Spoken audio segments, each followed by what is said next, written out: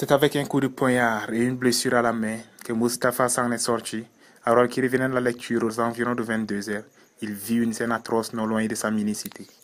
J'ai vu des gars qui passaient. Il y avait un autre type en moto qui remorquait une fille derrière lui, qui venait derrière les deux types. Donc, du coup, j'ai pas dit les gérer, mais je voulais savoir la personne qui était derrière la moto.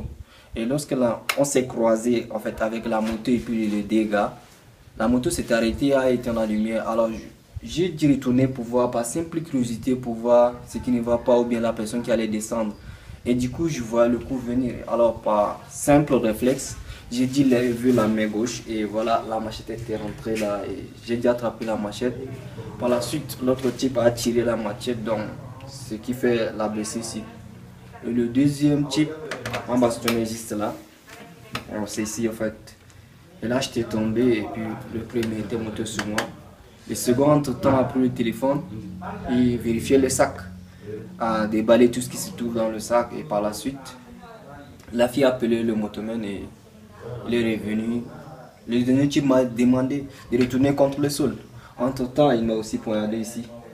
Et là, je me suis retourné vers le sol et voilà. La fille était montée, par la suite les deux autres gars et puis ils sont repartis.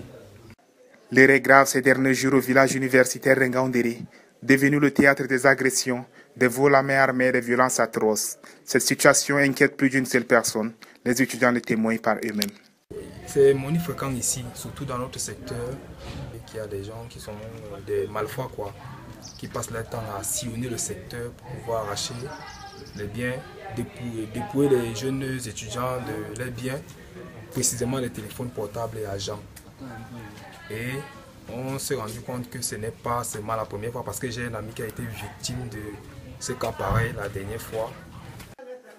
Même si jusqu'à présent aucune situation n'a permis de faire la lumière sur la bande des agresseurs, on pense quand même que ces derniers doivent être des autochtones ou du moins des personnes parlant la langue locale.